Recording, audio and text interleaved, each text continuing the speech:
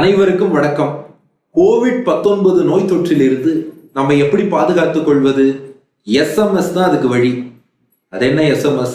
ஏதோ SMS message, WhatsApp செய்தி அதெல்லாம் நம்பிடாதீங்க.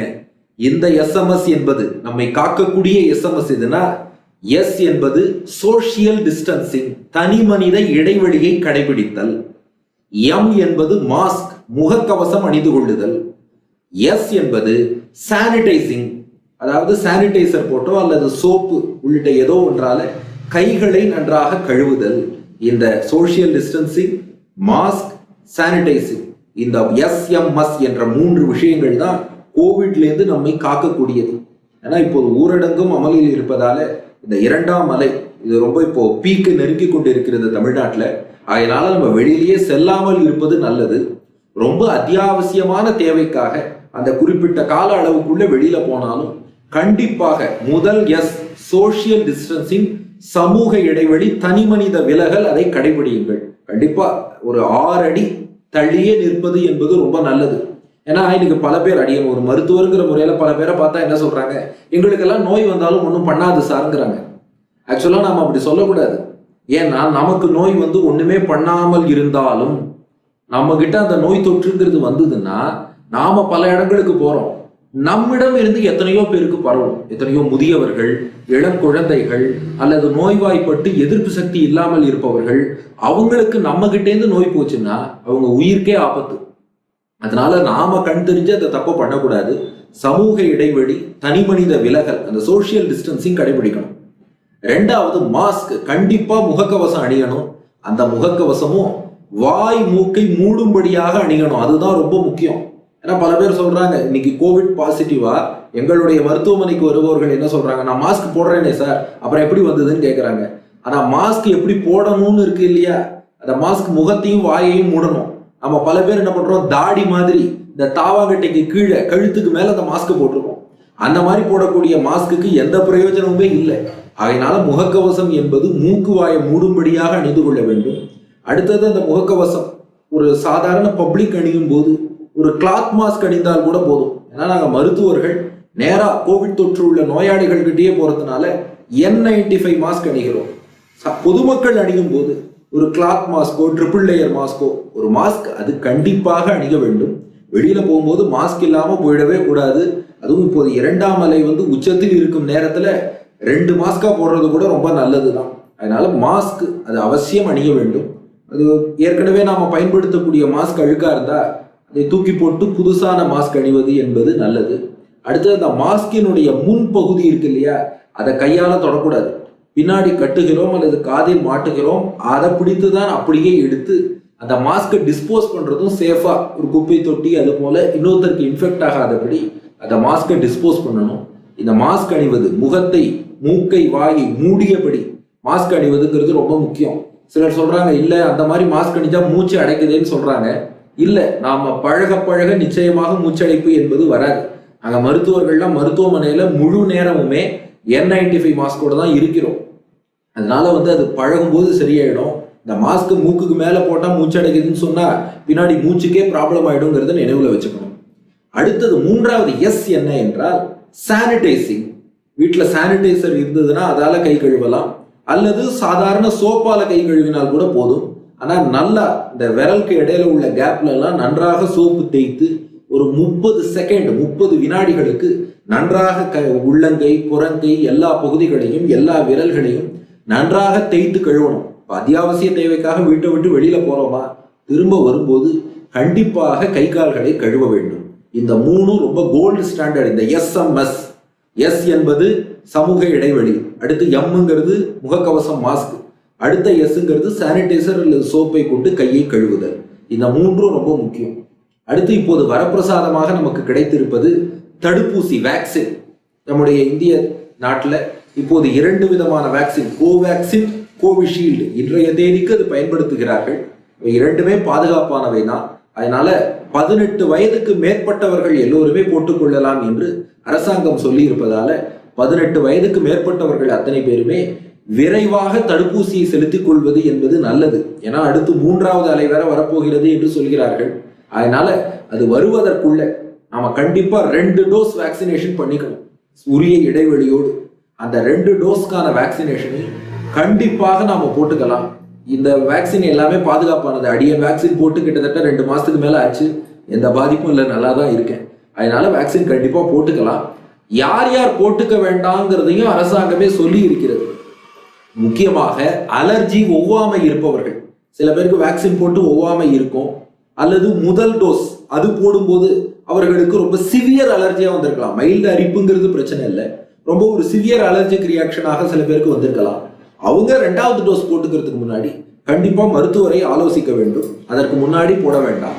அதுபோல கர்ப்பிணி பெண்கள், தாய்ப்பால் ஊட்டும் அன்னையர்கள், அவங்க இப்போ வேக்சின் போட வேண்டாம்னு அரசாங்கத்துல சொல்லியிருக்காங்களே ஒழிய மற்ற எல்லோரும் கண்டிப்பா தடுப்பூசி போட்டுக் கொள்ளலாம். அடுத்து முதல் டோஸ் எந்த ஊசி போட்டாங்களோ அதே ஊசி தான் 2வது டோஸும் போடணும், மாற்றி போட்டு விடக்கூடாது. அடுத்தது இப்போ சில பேர் வேற ஏதாவது வேக்சின் தடுப்பூசி போடக்கூடிய சூழல் வரலாம். ஒரு உதாரணமா இப்போ நாய்க்கடி, அதற்கு ஏஆர்வி ஊசி போடுறாங்கன்னா அப்போ அவங்க அந்த ஏஆர்வி ஊசிக்கும் கோவிட் வேக்சினுக்கும் ஒரு 14 நாட்கள் இடைவெளி இருக்கும்படியாக பார்த்து கொள்ள வேண்டும். அதனால வேற எந்த வேக்சின் போட்டாலுமே அதுக்கும் கொரோனா வேக்சினுக்கும் ஒரு 14 நாட்கள் இடைவெளி விட்டு விட வேண்டும். இப்போ ஒருத்தருக்கு பிரசண்டா கோவிட் தொற்று இருக்குன்னா அவர் தொற்று முடிந்து ஒரு 4 முதல் 8 வாரங்கள் ஆனதுக்கு அப்புறம் அவர் தடுப்பூசியை செலுத்திக் கொள்ளலாம். ரத்தம் உறைவதில் யாருக்காவது கோளாறு இருந்ததுன்னா அல்லது ஆஸ்பிரின், குளோபிடோகிரல் உள்ளிட்ட மாத்திரைகள் எடுத்துக்கொள்பவர்னா ஒரு முறை மருத்துவருடைய ஆலோசனையை பெற்றுவிட்டு பாதுகாப்பா வேக்சின் போடுவது நல்லது. போடக்கூடாதுன்னு இல்லை, அவர்களும் கண்டிப்பாக வேக்சின் செலுத்திக் கொள்ளலாம். கொஞ்சம் கவனமாக, ஏன்னா அதனால அதிகமா ப்ளீடிங் ஆகாம கொஞ்சம் கவனமாக போட்டுக்கொள்ள வேண்டும் என்பது மட்டும் முக்கியமான விஷயம். இந்த வேக்சின் போட்டா நோயே வராதா, அதனால நாம அடுத்த நாள் முதல் மாஸ்க் எதுவும் போட வேண்டாமான்னா வேக்சின் போட்டாலும் கண்டிப்பாக முகக்கவசம் அணியணும், சமூக இடைவெளி பின்பற்றணும், கைகளை கழுவணும், அதுல மாற்று கருத்து இல்லை. அதாவது வேக்சின்ங்கிறது நம்ம கார்ல பயணிக்கிறோம்னா நம்ம போடுற சீட் பெல்ட் மாதிரி, கார்ல சீட் பெல்ட் போட்டுட்டோங்கிறதுக்காகவே அதிகமான வேகத்துல போக முடியாது. சீட் பெல்ட் நமக்கு பாதுகாப்பு தரும். அது போலதான் வேக்சின் போட்டாலும் நாம மேற்கொண்டு கடைபிடிக்க வேண்டிய அந்த எஸ்எம்எஸ் எல்லாத்தையும் கடைபிடிக்கணும். ஆனா என்ன ஒரு நல்ல செய்தினா, நீங்க வேக்சின் போட்டாச்சுன்னா அதன் பின் உங்களுக்கு நோய் தொற்று வந்தாலும் உயிர் போகும்படியான பெரிய பாதிப்பாக இல்லாமல் ஒரு மைல்ட் டு மாடரேட் இன்ஃபெக்ஷனாக தான் இருக்கு என்பதை நாம் இன்று பார்க்கிறோம். அதனால கண்டிப்பாக தடுப்பூசி செலுத்திக் கொள்ள வேண்டும். தடுப்பூசி தான் உயிரையே காக்கிறது. ஏன்னா தடுப்பூசி போடாதவங்க பார்த்தா உயிர் போகக்கூடிய அளவுக்கு ரொம்ப சிவியர் இன்ஃபெக்ஷனா வருது. அதனால உயிரை காத்துக்கொள்ள தடுப்பூசி, நோய் தொற்று வராமல் பார்த்துக்கொள்ள எஸ்எம்எஸ்ன்னு சொல்லக்கூடிய சமூக இடைவெளி, மாஸ்க், சானிடைசர், கை கழுவுதல் உள்ளிட்ட விஷயங்கள், அதை இதை நாம் பின்பற்ற வேண்டும். ஒருவேளை நமக்கு நோய் வர வேண்டாம், இதையெல்லாம் பின்பற்றுவோம். ஒருவேளை இந்த நோய் தொற்று வந்தால் எப்படி தெரிந்து கொள்வது என்றால், உங்க எல்லாருக்குமே இந்த அறிகுறிகள் நீங்க பல தொலைக்காட்சிகள், ஊடகங்கள், செய்தித்தாள்கள் இதெல்லாம் பார்த்துருப்பீங்க. கிளாசிக்கலா இருக்கக்கூடிய சிம்டம் என்ன? காய்ச்சல், தொண்டை வலி, மூச்சு திணறல், உடல் வலி, தலைவலி, மூக்கு சளி, இது போல எந்த ஒரு அறிகுறி, அதுவும் இது ஒரு பேண்டமிக் சிச்சுவேஷனா இருக்கிறதுனால இது போன்ற எந்த ஒரு அறிகுறி வந்தாலுமே உடனடியாக மருத்துவரை அணுகுவது நல்லது. நேரில் மருத்துவமனைக்கு போனா கூட்டங்கள் அதிகமாக இருக்குன்னா அதை அவாய்ட் பண்ணணும்னு நினைக்கிறவங்க ஒரு காணொலியிலாவது மருத்துவரிடம் ஆலோசனை பெறுவது என்பது ரொம்ப முக்கியம். இன்னொன்று, மருத்துவருடைய ஆலோசனைப்படி அவர் உங்களுக்கு ஆர்டிபிசிஆர் டெஸ்டோ அல்லது ஒரு சிடி ஸ்கேன், அந்த ஸ்கேனோ பண்ணணும்னு அறிவுறுத்துகிறார் என்றால் கண்டிப்பாக டெஸ்ட் பண்ணிக்கலாம். டெஸ்ட் பண்ணா பாசிட்டிவ் வந்துருமோன்னு யாரும் பயந்துட வேண்டாம். ஏன்னா நாம டெஸ்ட் பண்ணினா தான் அடுத்து நோய் இருக்குன்னா நாம விரைவில் வைத்தியம் பண்ண முடியும். ஏன்னா பல பேர் என்ன பண்ணுவோம், டாக்டர் டெஸ்ட் எடுக்க சொல்றாரு, கொரோனான்னு சொல்லிடுவாங்களோ அப்படின்னு பயந்து டெஸ்ட் எடுக்காம விட்டுடுவோம். ஆனா நோய் முற்றி போனால் அப்புறம் வைத்தியம் பண்றது கஷ்டம். அதனால மருத்துவருடைய ஆலோசனை பெறுவோம். மருத்துவர் நோய் டெஸ்ட் எடுக்கணும்னு அட்வைஸ் பண்றாருன்னா கண்டிப்பாக டெஸ்ட் எடுத்துக்கொள்வது நல்லது. டெஸ்ட் நெகட்டிவா வந்ததுன்னா ரொம்ப நிம்மதி, பயப்படவே வேண்டாம். ஒருவேளை பாசிட்டிவ்னு வந்தாலுமே பயப்படக்கூடாது. ஏன்னா மன வலிமைங்கிறது இருக்கணும். ஏன்னா நோய் எதிர்ப்பு சக்தியே நமக்கு எப்போ வளரும்னா மைண்டு பாசிட்டிவா, ஸ்ட்ரெஸ் இல்லாம இருக்கணும். மைண்ட்ல உடனே நாம பயந்துட்டோம்னா அதுக்கப்புறம் நம்முடைய எதிர்ப்பு சக்தி, இம்யூன் சிஸ்டம்ங்கிறதே ரொம்ப அது பவர் இழந்து போயிடும், வீக்கா போயிடும். அதனால சப்போஸ் பாசிட்டிவ்னு வந்தாலும் அடுத்து மருத்துவருடைய ஆலோசனையை அணுகுவது நல்லது. ஒருவேளை மருத்துவரை அணுக முடியாத சூழல், டெஸ்ட் பாசிட்டிவ்ங்கிற செய்தி மட்டும் நமக்கு வருகிறது, அப்ப என்ன பண்ணலாம்? உடனடியாக ஒரு ஃபர்ஸ்ட் எய்ட் மாதிரி ஏதாவது பண்ணலாமான்னா முதல் விஷயம் பல்ஸ் ஆக்சிமீட்டர், நாம் அதை வாங்கி வைத்துக் கொள்வது நல்லது. இந்த பல்ஸ் ஆக்சிமெட்ரி என்பது நம்முடைய இரத்தத்தில் உள்ள ஆக்சிஜன் பிராணவாயுவின் அளவு என்னங்கிறத சொல்லக்கூடியது. அதை நம்முடைய விரல்கள்ல ப்ரிஃபரபிளி வலக்கையோ இடக்கையோ, அதுல கட்டை விரல், ஆள்காட்டி விரல் போன்ற விரல்கள்ல, அல்லது சில பேர் இந்த நகங்களுக்கு நெயில் பாலிஷ்லாம் போட்டிருப்பாங்க, மருதாணி இட்டிருப்பாங்க, அப்படி இட்டிருந்தா அதுல அந்த விரல்ல அது பார்க்கக்கூடாது. அதனால கால் நகத்துல பார்க்கலாம். ஏன்னா இது இன்ஃப்ராரெட், அந்த ரேடியேஷன் பேஸ் பண்ணி பல்ஸ் ஆக்சிமீட்டர் ரத்தத்துல உள்ள அந்த ஆக்சிஜன் அளவை கால்குலேட் பண்ணும். அதனால அது நாம மருதாணியோ நெயில் பாலிஷோ இட்டிருந்தோம்னா அந்த வேல்யூ நமக்கு சரியா வராது. அதனால அந்த சிச்சுவேஷன்ல காலில் பார்க்கலாம், அல்லது காது மடல்ல கூட பார்க்கலாம். ஆனா பெஸ்ட் கை விரலோ அல்லது கால் விரலோ. அதுல ஆக்சிஜன் அளவு எவ்வளவு இருக்குங்கிறத முக்கியமாக பார்க்கணும். ஒரு தெர்மல் ஸ்கேனரோ தெர்மாமீட்டரோ வீட்டில் இருந்தா காய்ச்சல் அளவு எவ்வளவு இருக்குங்கிறதையும் பார்த்து கொள்ளலாம். ஒருவேளை இப்போ நமக்கு ஆக்சிஜன் செக் பண்றோம், ஆக்சிஜனுடைய நார்மல் அளவு ஒரு 97%லேருந்து 100% வரைக்கும் இருந்ததுன்னா நம்ம பயப்படவே வேண்டாம். நம்ம வீட்டில் நம்மை தனிமைப்படுத்தி கொண்டு பாதுகாப்புல இருக்கலாம். இருந்தாலும் மருத்துவருடைய ஆலோசனையை பெறணும். ஏன்னா சில பேருக்கு வீட்டில் தனிமையில இருப்பாங்க, பின்னாடி திடீர்னு ஆக்சிஜன் குறைவதற்கு வாய்ப்பு உண்டு, வேற ஏதாவது நோய் அறிகுறி வருவதற்கு வாய்ப்பு உண்டு. ஆனா என்ன ஒண்ணுன்னா, ஆக்சிஜன் நமக்கு 97%க்கு மேல இருக்குன்னா நிச்சயமாக இது ரொம்ப மைல்டான ஒரு இன்ஃபெக்ஷன் தான்.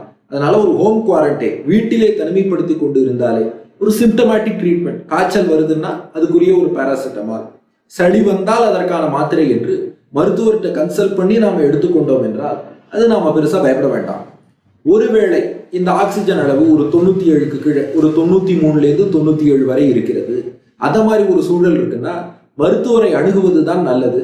ஏன்னா மருத்துவர் நம்மை பரிசோதித்து வேற ஏதாவது பிரச்சனை இருக்கா, ஒரு சர்க்கரை நீரிழிவு நோயோ இரத்த அழுத்தமோ, அது போல நம்ம கோமார்பிடிட்டிஸ்ன்னு சொல்லுவோம், அது போல வேற ஏதாவது தொந்தரவு எதுவும் இருக்கிறதா, ஏன்னா அது இருந்ததுன்னா இந்த நோய் காம்ப்ளிகேட் ஆகும்.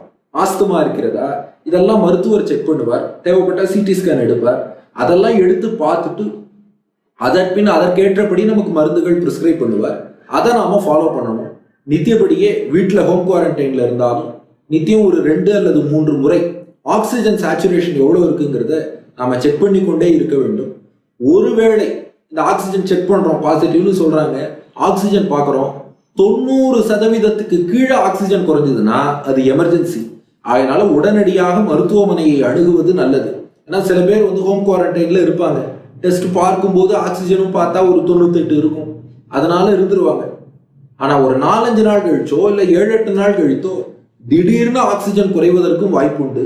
சில பேருக்குலாம் பார்த்தா 8வது நாள்ல சைட்டோகைன் ஸ்டார்ம்னு வருவதை பார்க்கிறோம்.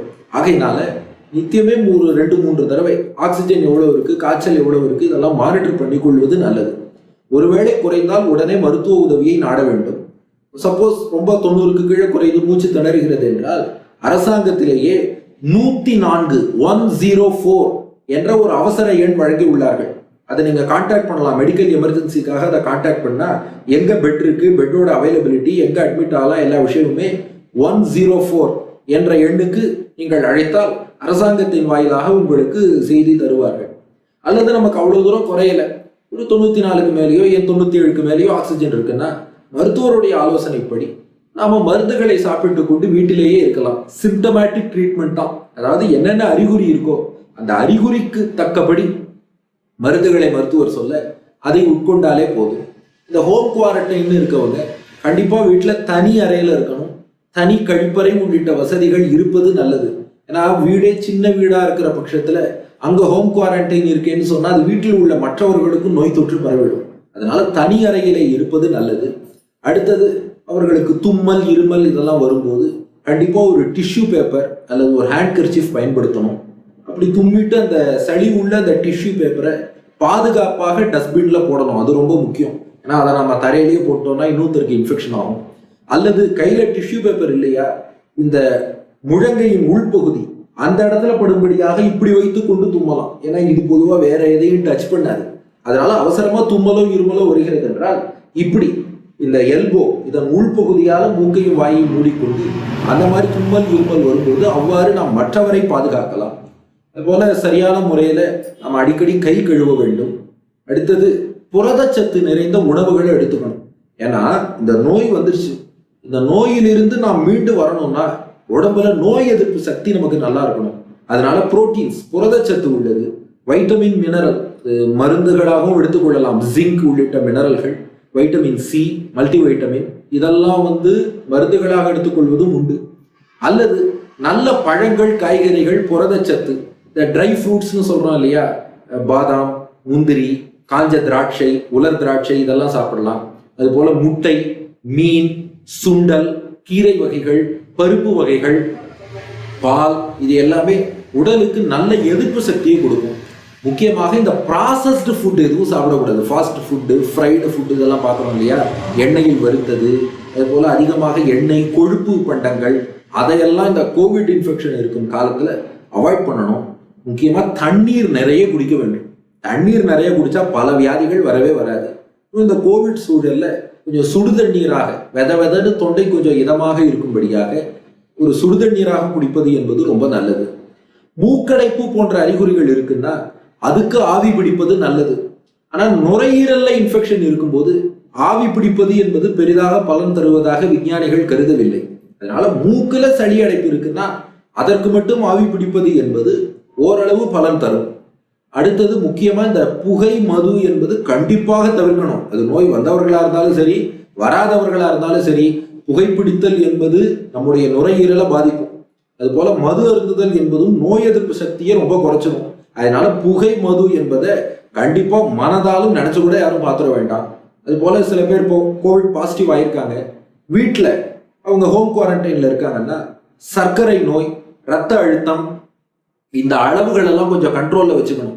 ஏன்னா சர்க்கரை நோய் அதிகமாக அது ஒரு immuno compromised state. Diabetes is an immuno compromised state. அதனால சுகர் அதிகமா இருந்ததுன்னா நோய் எதிர்ப்பு சக்தி குறையும். அதனால அவர்கள் நோயினுடைய அந்த சீரியஸ் எஃபெக்ட்ஸ் அவங்களுக்கு வருவதற்கு வாய்ப்பு உண்டு. மேலும் இந்த மாதிரி ஹோம் குவாரண்டைன்ல நோய் இருப்பவர்கள் மூச்சு பயிற்சி அல்லது பிராணாயாமம் இதெல்லாம் பண்ணுவது நல்லது. ஆனா ரொம்ப ஸ்ட்ரெயின் பண்ணிக்க கூடாது. மூச்செல்லாம் ரொம்ப வாங்காமல், ஸ்ட்ரெயின் இல்லாமல் பிராணாயாமம் உள்ளிட்ட ஒரு மூச்சு பயிற்சியோ யோகாவோ ரொம்ப ஒரு மைல்டான எக்ஸசைஸாக செய்வது என்பது அவர்களுடைய சுவாசத்துக்கு ரொம்ப நல்லது. அதே சமயம் சிரமப்பட்டு எந்த வேலையும் செய்யக்கூடாது. ஏன்னா இந்த கோவிட் இன்ஃபெக்ஷன் இருக்கும் காலத்துல நம்ம உடம்புல வலி அதிகமா இருக்கும், ஒரு டயர்ட்னஸ் இருக்கும். ஏன்னா நம்முடைய உடம்பில் உள்ள செல்களை எல்லாம் அந்த வைரஸ் என்பது உள்ள ஆக்கிரமித்து நமக்கு ரொம்ப உடம்பு வலியை ஏற்படுத்தும், அதிகமான ஃபீவரும் இருக்கும். அதனால ரொம்ப சிரமப்பட்டு எந்த வேலையும் செய்ய வேண்டாம். நல்லா ஓய்வு எடுக்கலாம். ஒரு ரிலாக்ஸேஷனுக்கு ஒரு இசை கேட்பதோ அல்லது ஒரு தொலைக்காட்சியில பாசிட்டிவான நிகழ்ச்சிகள், எப்போதுமே நெகட்டிவா பார்த்து நம்ம மன வலிமையை குறைத்து கொள்ளக்கூடாது.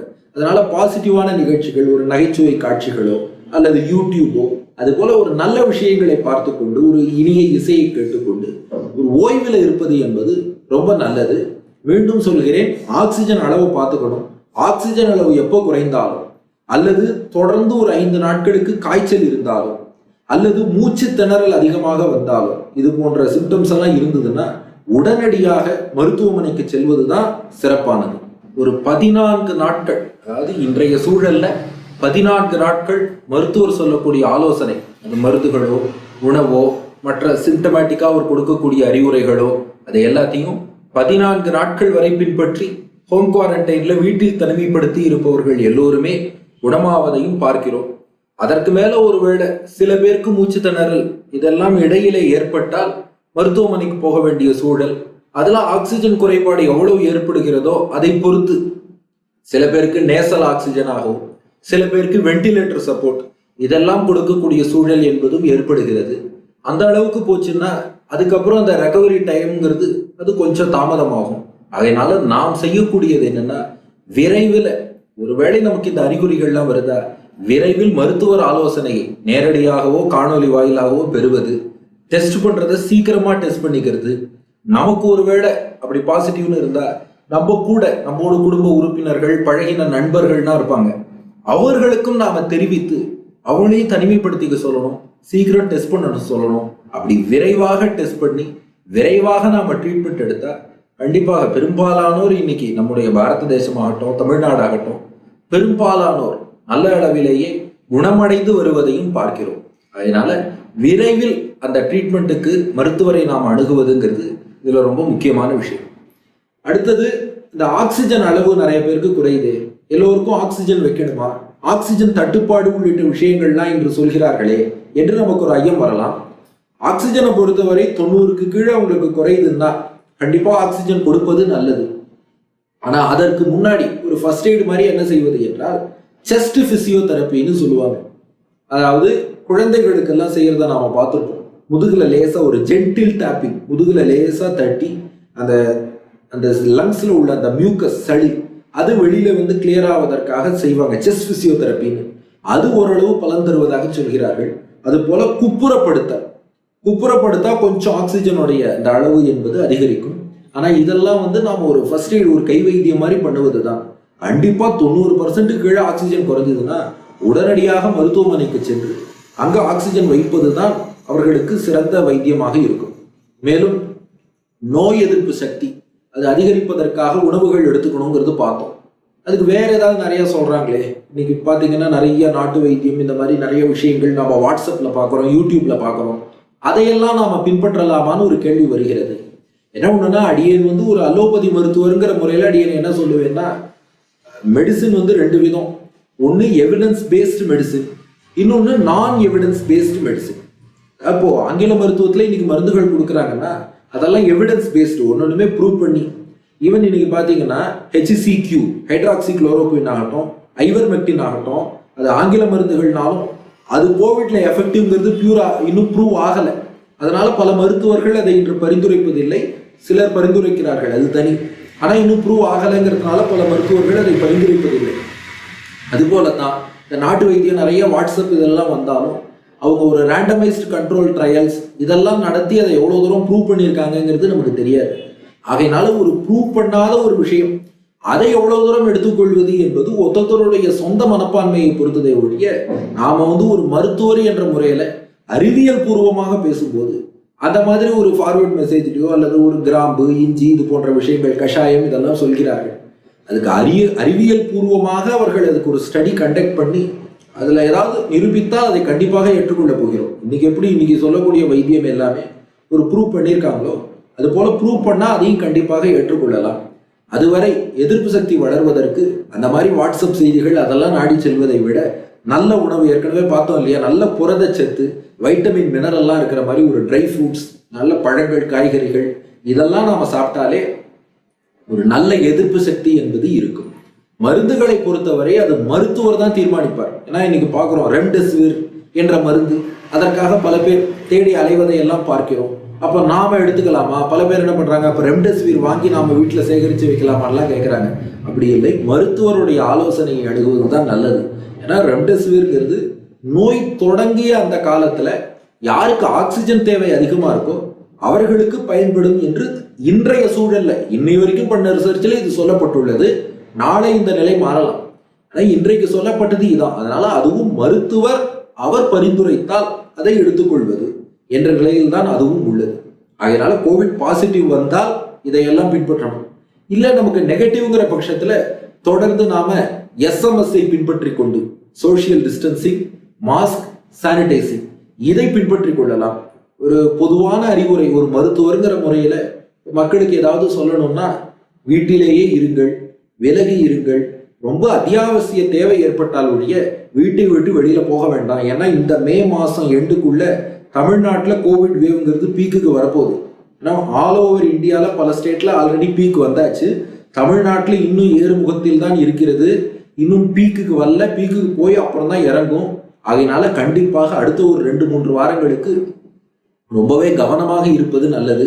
கண்டிப்பா மாஸ்க் அணியுங்கள். மீண்டும் சொல்கிறேன், மாஸ்க் என்பது தாவாகட்டிக்கு கீழே இல்லை, மூக்கையும் வாயையும் மறைப்பதற்காகத்தான் மாஸ்க். அதனால கண்டிப்பாக நல்ல முகக்கவசமாக மூக்கு வாயை மூடி அணிந்து கொள்ளுங்கள். 6 அடி இடைவெளி. கூட்டமான இடம் எங்கேயும் போயிட வேண்டாம். கூட்டங்கள் கூடுவதையும் இப்போது அரசாங்கம் தவிர்க்கும்படிதான் உத்தரவு போட்டு இருக்கிறது. கூட்டமான இடத்துக்கு போயிட வேண்டாம். 6 அடி இடைவெளி பின்பற்றுங்கள். தடுப்பூசி கண்டிப்பாக போட்டுக் கொள்ளுங்கள். அதாவது 18 வயசுக்கு மேற்பட்டவர்களா இருக்கீங்கன்னா, கர்ப்பிணியாகவோ அல்லது பாலூட்டும் அன்னையாகவோ இல்லை என்றால் கண்டிப்பாக வேற எந்த அலர்ஜியும் இல்லாத பட்சத்துல 100க்கு 100 நீங்கள் தடுப்பூசி செலுத்திக் கொள்ளலாம். அதனால எந்த பாதிப்பும் இல்லை. மேலும் கைகளை அடிக்கடி கழுவுங்கள். கைகளை தேவையில்லாம கண்ணு, மூக்கு, வாய் இதிலெல்லாம் வச்சிட வேண்டாம். ஏன்னா அந்த வைரஸ் இருக்கு, அது உடம்புக்கு வெளியில போயாச்சுன்னா வைரஸ்க்கு உயிர் கிடையாது. அது பாட்டுக்கு எங்கேயாவது இருக்கும். நாம தான் அதை கொண்டு வந்து நம்ம உடம்புல செலுத்துறோம். இதை மட்டும் நன்றாக நினைவில் கொள்ளுங்கள். நமக்கு டேக் ஹோம் மெசேஜ் தான். வைரஸ் நம்மளை தேடி வர முடியாது. ஏன்னா ஒரு ஹியூமன் பாடியிலேருந்து வெளியில போயிட்டா வைரஸ் அதுக்கப்புறம் டெட், இறந்து போனதற்கு சமம். ஆனா நாம தான் கையால் அதை தொட்டு கண்ணுலோ மூக்கிலையோ வாயிலையோ ஏதோ ஒரு இடத்துல வச்சு உடம்புக்குள்ள செலுத்துறதே நாம தான். அப்ப நாம உடலுக்குள் செலுத்தாத வரை அந்த வைரஸால நம்ம கிட்ட வரவே முடியாது. கண்டிப்பாக மாஸ்க் போடுங்கள், கைகளை கழுவுங்கள், சமூக இடைவெளி பின்பற்றுங்கள். இதையெல்லாம் பின்பற்றி விரைவில் இந்த கொரோனா நோயை நாம் வெல்வோம். நன்றி, வணக்கம்.